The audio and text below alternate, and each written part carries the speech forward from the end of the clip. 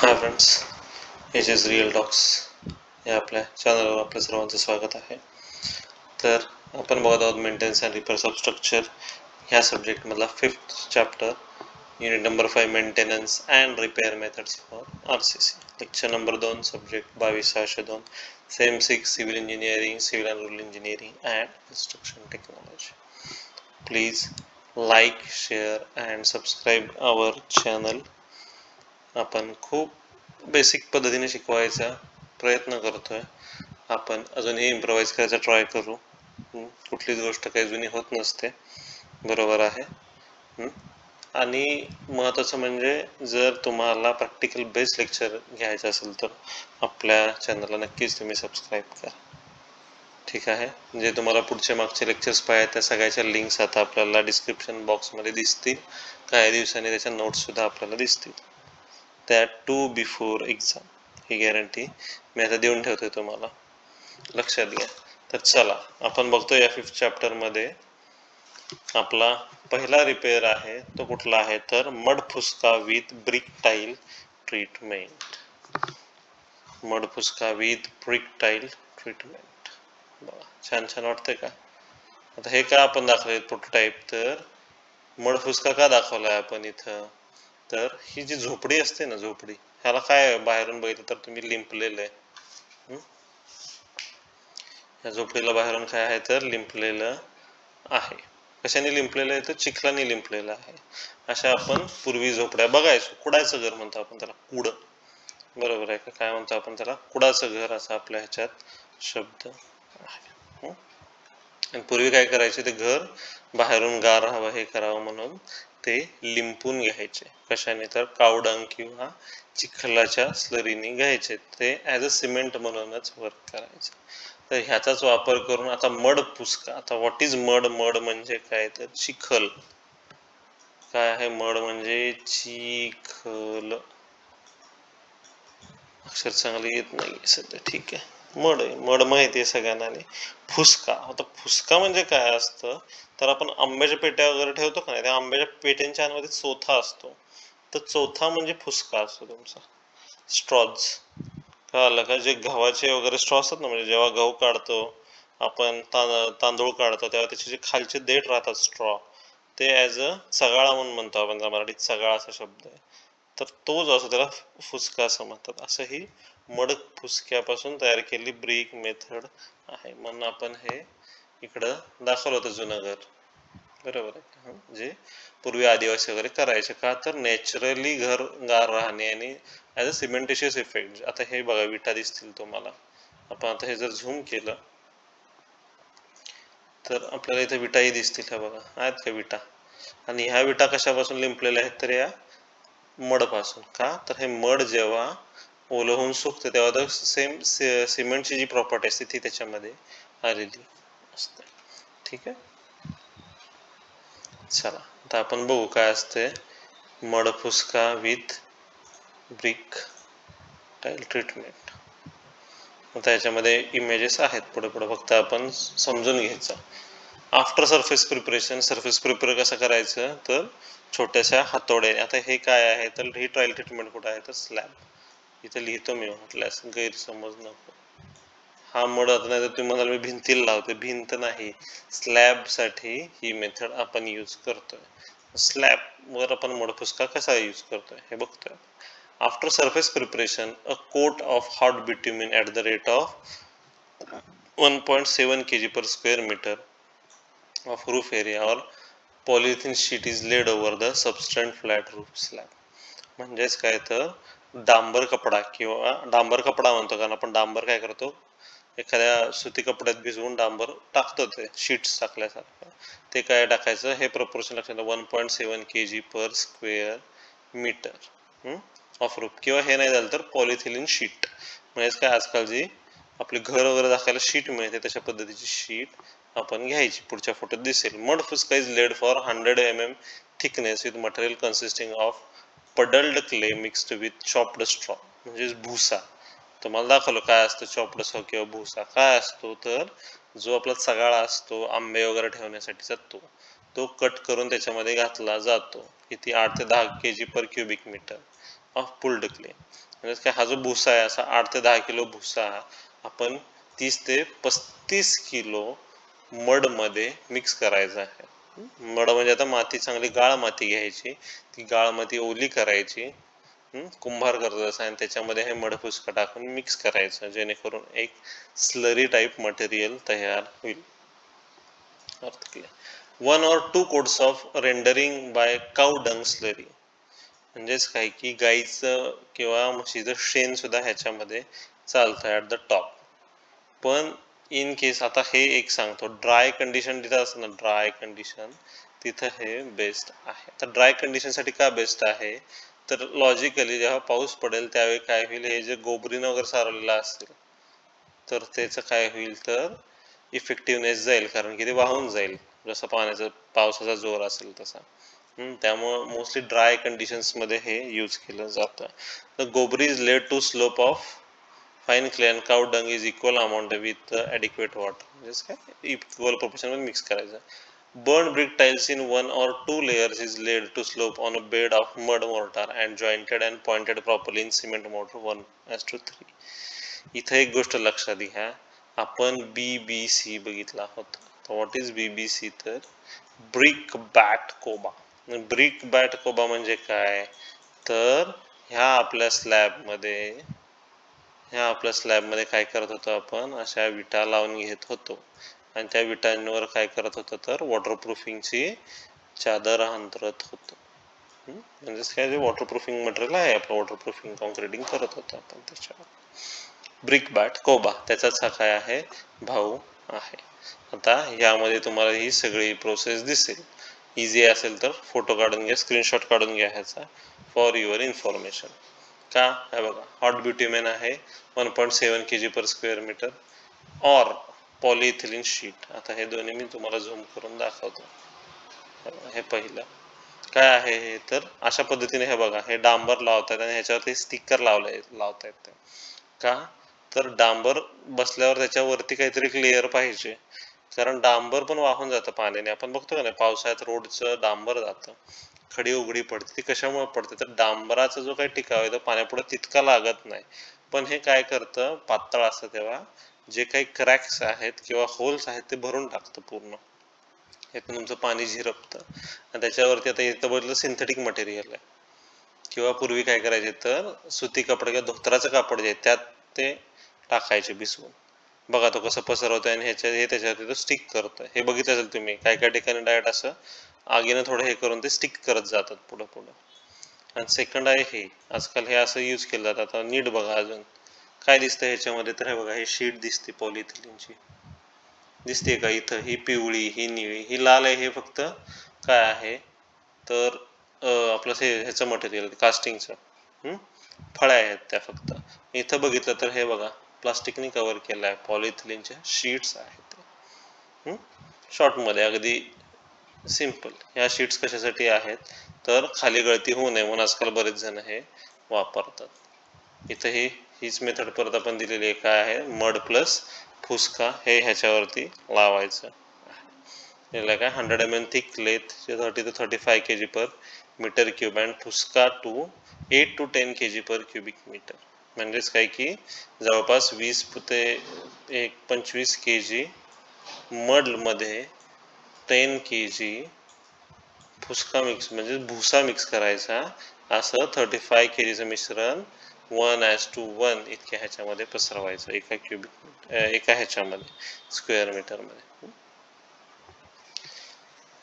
आता परत एकदा मी पुढचा फोटो दाखवतो ह्या सेक्शनचा, मग आपण हा एक्सप्लेनेशन घेऊ. हा बघा, इथं तुम्हाला वाटेल, हे बघा इथं काय, हा रूफ स्लॅब दिसतोय, इथं नाव आहे सिमेंट प्लास्टर रूफ स्लॅब, आतलं प्लास्टर आहे घराच्या. इथं बघा काय, hot bitumen. This is hot bitumen mud फुसका with slope of 40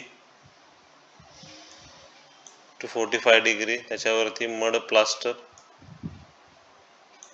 त्याच्यावरती ब्रिक टाईल विथ जॉईंट्स. हे बघा ह्या ब्रिक्स, इथं बघा या इमेजमध्ये हे दिसत आहेत का तुम्हाला, हे ब्रिकच्या टाईल्स आहेत. काय की ब्रिक्स उभ्या लावलेल्या आहेत.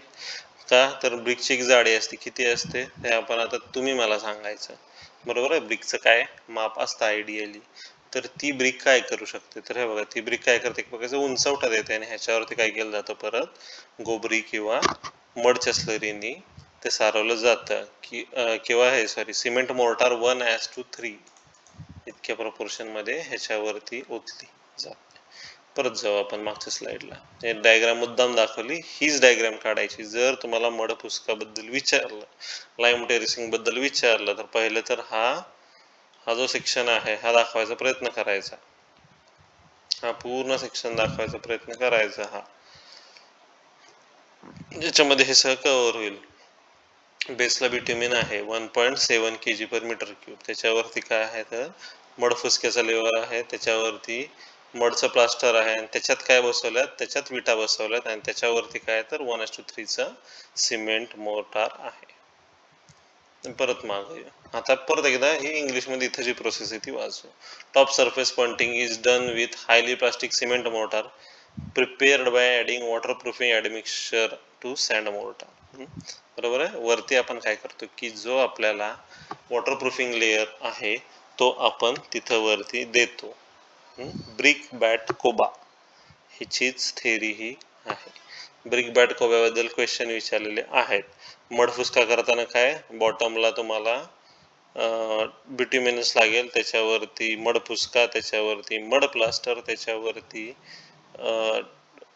हे आपल्या विटा म्हणजेच काय ब्रिक टाईल आणि त्याच्यावरती काय आहे तर प्लास्टिक सिमेंटची. Tiles are provided to severe and wearing surface of functional use. It also assist in draining of water. बरोबर. आता 45 डिग्रीचा स्लोप दिला तर कशासाठी, तर वरून जे काही पाणी आहे ते वाहून जाण्यासाठी. As the tiles are in temperature variation, setting the tiles in cement mortar will have the tendency to crack. Tiles are bedded on a layer of mud mortar after the lipping gets dry. आता ह्याचं एक काय significance आहे बघा. हा slab आहे, ह्याच्यावर जे विटा जेव्हा आपण ठेवू ना, अशा समजा आपण विटा ठेवला, तर जेव्हा आपण हे विटा ले करू तेव्हा एक लक्षात घ्या, हे खालचं मड गार असेल बघा. माती तापत नाही इतकी जास्त, वाळू तापते माती नाही तापत, सिमेंट तापतं माती नाही तापत, माती गार असते, माती भाजत नाही इतकी, हे लक्षात घ्या. त्यामुळं आपसुकच काय होईल, जर मडफुसक्याचं प्लास्टर असेल तर ह्या अशा पद्धतीने जे काही खराब होत होतं आपलं वरती स्लॅबचं प्लास्टर, ते खराब स्लॅबचं जो हे आहे तो खराब होणार नाही sir. As the tiles are in temperature variation, settings the tiles in cement mortar will have the tendency to crack. Tiles are bedded on layer of mud mortar. हेच बघितलं. वरती जरी सिमेंट तापवत असलं, इन शॉर्ट काय ही brick आहे, ही brick आहे, ह्याच्यावरती cement आहे सी म्हणू, ह्याच्यावरती सूर्यप्रकाश पडतोय आणि खाली मड आहे, मड फुसका आहे. काय होईल, वरून जरी हीट आली तरी ती हीट ह्याच्यातून ऑब्झर्व होऊन आत जाणार नाही, जे मातीच्या घरात सर्रास होतं. काय होतं की जेव्हा मातीच्या भिंती असतात ना, अशा बघतो आपण, ती घर गार असतात का, तर ही जी माती आहे ही सनलाईट ऑब्झर्व नाही करत, हे रेप्लिकेट करून टाकते ह्याला असं. पण जर सेम ते सिमेंट असेल तर सिमेंट काय करतं, ते उष्णता शोषून घेतं आणि त्या उष्णतेमुळं घरं गरम होतात. कारण in case of heavy rainfall tile should be provided in 2 layers. हे म्हटलं मी तुम्हाला की जेव्हा पाऊस असेल तिथं आपण एक लेअर नाही करू शकत, का तर वरची स्लरी किंवा हे खराब व्हायची शक्यता असते त्याच्यामध्ये. Then for low rainfall single layer of tile is sufficient. Composite mortar of 116 or 115 cement, lime and sand with crude oil 5% by the weight of cement added to it. आता हा काय फेनॉमेनन, हे वर्कॅबिलिटीसाठी असतं क्रूड ऑइल वगैरे. यासाठी तर वर्कॅबिलिटी का, ते पेस्ट झाली पाहिजे आणि ती व्यवस्थित पसरली पाहिजे, हा वर्कॅबिलिटीचा आपला विषय. For jointing the brick tiles can be use. Joint pointing of the joint should be done with cement sand or composite mortar. कळलं, हे प्रपोर्शन लक्षात घ्या. कशाचं, 116 or 115 इथं मध्ये हे नाही झालं डॉट देऊन, तर कशासाठी, सिमेंट, लाईम अँड सँडसाठी. ही आकृती बघा परत एकदा, हे ह्याच्यावर जसे काढतो ह्याचे भूषण अलंकार जे झालेले आहेत बघा. काय हॉट बिट्युमिन, ओके, त्याच्यावरती मडफुसका with slope of 40 to 45 degree, mud plaster, त्याच्यावरती ब्रिक टाइल्स, त्याच्यावरती cement mortar with admixture mix. हे डायग्राम काढायची शक्यतो. आता पुढचे जे दोन मेथड आहेत हेही सेमच आहेत. लाईम धार टेरेस और लाईम कॉन्क्रीट टेरेसिंग. म्हणजेच काय, जिथं मड फुसका होतं तिथं मड म्हणजेच चिखल आणि भुस्याचा वापर केला गेला. आता ह्याच्यामध्ये काय आहे, लाईम म्हणजे चुन्याचा वापर आहे. The lime concrete should be prepared by mixing the brick ballast and lime Surkhi mortar thoroughly in proportion of 2:1.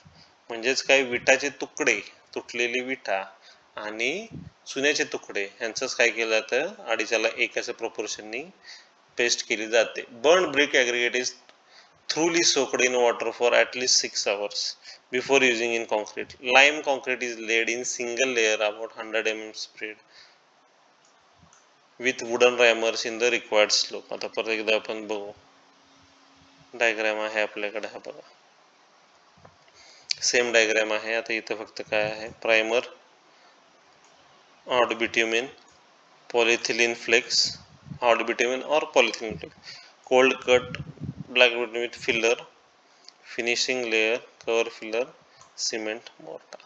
तर ही फिनिशिंग लेअर कशी असणार, तर लाईमची आहे. बरोबर आहे का. इथं lime cement concrete to a slope of 45 and 100 mm thickness after removal of existing or top surface of tiles and bitumen.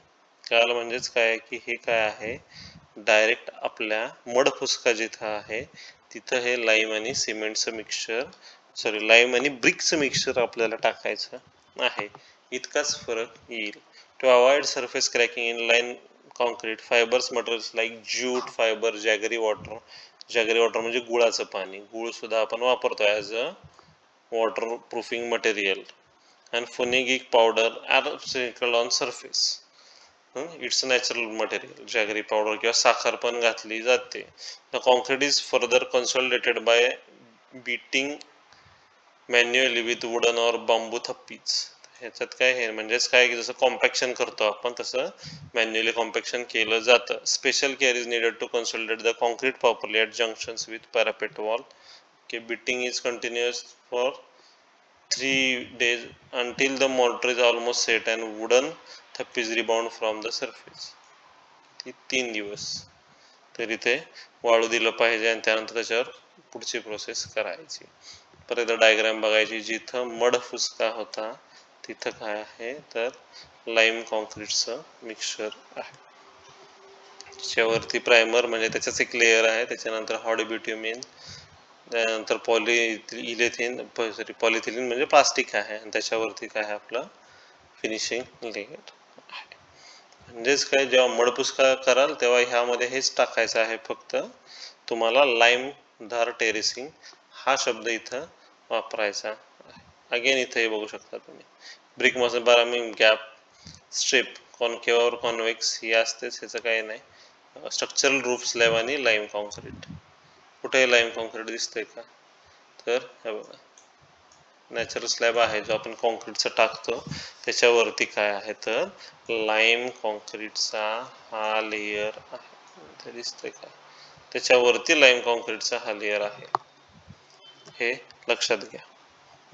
म्हणजेच काय, मडफुसकीच्या ऐवजी लाईम, त्याच्यावरती प्रायमरी प्रायमर आहे, प्रायमरच्या वरती काय आहे आपला, तर त्याच्यावरती ब्युटेमिनचा लेअर आहे, त्याच्यावरती पॉलिलिथिन शीट आहे आणि त्याच्यावरती कॉन्क्रीटिंग आहे. हा चुना आहे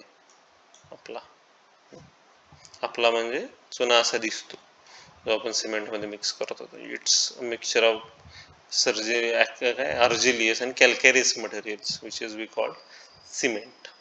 लाईम धार टेरेस आता काय आहे, आता पॉइंट्स काय केलं आपण, 3 दिवस बीट केलं, ते चांगलं स्प्रिंकल केलं. सोल्युशन ऑफ गुळ म्हणजे काही गुळाचं गुळ टाकणे किंवा रस टाकणे, गोड असा काय 1.75 kg ऑफ गुळ कशामध्ये, तर पाण्यामध्ये केलेला, किती 60 लिटर पाण्यामध्ये 1 किलो गुळ टाकायचा, 2 kilo almost 1.75 kg.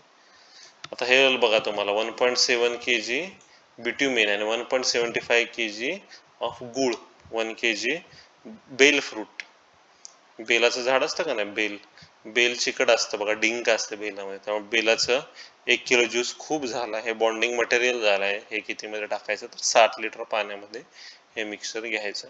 Lime concrete terracing should be repaired after an interval of 5 years by scraping top surface and relaying the same with lime cream or composite mortar. म्हणजेच काय की ह्याची लाईफ आहे ती 5 वर्ष आहे, लाईफ लॉंग हे चालत नाहीच.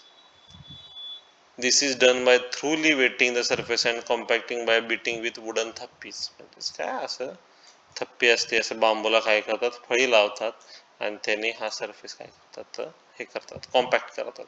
The mortar is mixed thoroughly and solution sprinkle with fibres and fenugreek powder of गुरबेळ सोल्युशन. आता हे बघा, फायबर एन्फोर्स कॉन्क्रीट पण झालेलं आहे आपलं, काय तर नायलॉन किंवा सिंथेटिक धागे कट करून बारीक बारीक ते कॉन्क्रीटमध्ये टाकले जातात ॲज अ बॉन्डिंग एजंट्स म्हणून, किंवा आपण काय म्हणतो ॲग्रिगेट म्हणून. The surface is finished smooth to the required slope. काय आलं, स्लाइड बहुतेक रिपीट झाली, ठीक आहे. हे बघा, तर अशा पद्धतीने इथं बघा कसं काय केलं, जिथं ब्रिक बसवायचं तिथं अशा तोडून तोडून ब्रिक्सचं लाइनिंग व्यवस्थित बसवलं जातं. ही सरफेस प्रिपरेशन आहे. स्लॅब फोडतायत, जो एक्झिस्टिंग स्लॅब आहे तो, आणि त्या जागी तो फोडून झाल्यावर वॉटर स्प्रिंकल केलं जातं. त्यानंतर अशा पद्धतीचे हे बघा ब्रिक, हे कशाचं झालं तर कशाचं म्हणू शकतो आपण, लाईमधारमध्ये आहे का हे, नाही. पहिले कुठले मडफुसका ट्रीटमेंट बघा, हे मडफुसकामध्ये हे असे किंवा ब्रिक बॅट कोब्याचं टेक्निक वापरलं जातं. हा ब्रिक बॅट कोबा, ब्रिक आहेत बेसला ह्याच्या, कशावर बसवले या मोटरवर बसवलेला आहे, त्याच्या खाली स्लॅब आहे आपला. देन आहे फेरो सिमेंट, ते आपण नेक्स्ट लेक्चरमध्ये बघणार. मडफुसका म्हणजे एकदा फक्त रिव्हिजनच्या ह्याच्यात जाऊ आपण. भुसा आणि चिखल ह्याच्यापासून जो बनवला जातो, भुसा आणि चिखल ह्याच्यापासून जो बनवला जातो त्याला काय म्हणतात तर मडफुसका असं म्हणलं जातं. सुरुवातीला 1.7 kg बिट्युमिन घ्यायचं पर स्क्वेअर मीटरला, ते सगळं स्प्रेड करून घ्यायचं. त्याच्यानंतर 100 mm थिकचा मडफुसक्याचा लेअर द्यायचा, त्याच्यामध्ये 8 ते 10 किलोचा भुसा आणि जवळपास 25 किलोची मड लागते. असं 30 ते 35 किलो पर स्क्वेअर मीटरला, म्हणजे एका चौरस मीटरला साधारण 10 बाय 10च्या ह्याच्यासाठी 30 ते 35 किलोचं हे चालतं. ह्याच्यावरती गोबरी थापली जाते, म्हणजे शेणाचा लेअर देऊ शकतो आपण. आणि यानंतर काय केलं तर बर्न ब्रिक ज्या आहेत त्या 2 लेअरमध्ये, जर पाऊस जास्त असेल तर 2 लेअरमध्ये, नसेल तर 1 लेअरमध्ये बसवली जाते 1:, आणि त्याच्यावरती वॉटरप्रूफिंग केलं जातं. बरोबर आहे, बिट्युमिन आहे और पॉलिलिथिन शीट, मड आणि मडफुसका ह्याचं हे इथं कॉम्बिनेशन दिलेलं आहे आपण. आणि ही आपली पुढची सगळी हे आहे. सेम दुसरीकडं हा सेक्शन लक्षात घेतला आपण, ह्याचा स्क्रीनशॉट काढून घ्या, झाले असेल पॉज करून. तर सेम लाईमधार ह्याच्यामध्ये काय केलं जातं तर ब्रिकचे तुकडे आणि लाईम ह्यांचं अडीचाला 1 असं मिश्रणामध्ये हे केलं, अडीचाला 1 अशा मिश्रणामध्ये मिक्सिंग केलं जातं. त्यासाठी विटा आधी 6 तास भिजवल्या जातात. सरफेस प्रिपरेशन केलं जाते तेव्हा काय केलं जातं, हे मिक्स करून त्याच्यावरती ओतलं जातं.